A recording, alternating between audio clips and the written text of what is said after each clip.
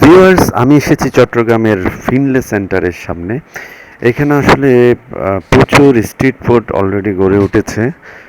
আমি আজকে দেখাবো কালাই রুটি এবং হাঁসের মাংস এবং আরও লোভনীয় যত ভালো ভালো খাবার আছে সবগুলো কিন্তু আমার চোখের সামনে অলরেডি দেখতে পাচ্ছি। খুব খেতে ইচ্ছে করছে, আপনাদেরকে দেখায়।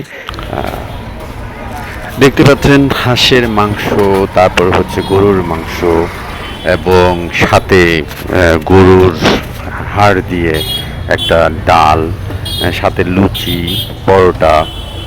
কথা বলেছিলাম কেমন চলে? ভাইয়ের সাথে। ভালো চলে। ভালো চলে। ডেলি কত সেল হয়?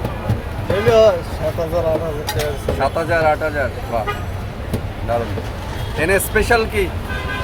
স্পেশাল হচ্ছে চিকেন মশলা, হাঁসের মাংস, কাঁকড়া, চিকেন লিভার, কাবলি ছোলা, আলুর দম, চিকেন স্টিক।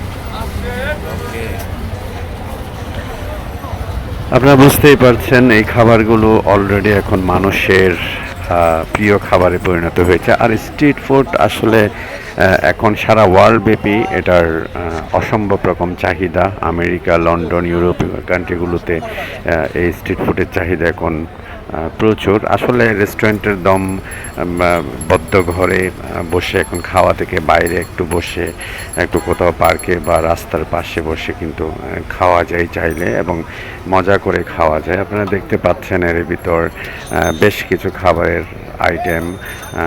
দাঁড়িয়ে খাচ্ছে, কেউ কেউ বসে খাচ্ছে, আপনারা দেখতে পাচ্ছেন।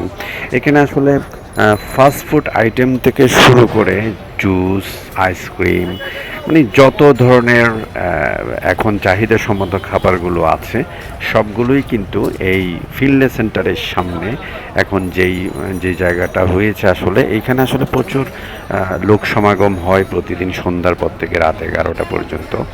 তো সবাই খুব ফ্যামিলি নিয়ে আসে এবং এনজয় করে খাবার দাবার খায়। এবং বাইরে খাবার এখন যেহেতু একটা ট্রেন্ডে আমাদের এটা অলরেডি চলে এসেছে, তো আমিও ট্রাই করেছি কিছু খাওয়ার। বিশেষ করে আমার প্রিয় পছন্দ ঝালমুড়ি। ঝালমুড়িটা আমি খেয়েছি, দারুণ লেগেছে আমার। পাশাপাশি আমি কিছু আইটেম খেয়েছি যেগুলো হচ্ছে আমি সচরাচর যে কোনো জায়গায় পাই না। তার ভিতর চিকেন স্টিক খেয়েছি, যেটা আমার কাছে অসাধারণ লেগেছে। এইরকম অনেক ভালো ভালো দোকানেও যেই স্বাদটা পায় না, এখানে খেয়ে আমার সেই স্বাদটা পেয়েছি। খুবই ভালো লেগেছে, তাদের সসেসটা খুবই ভালো ছিল।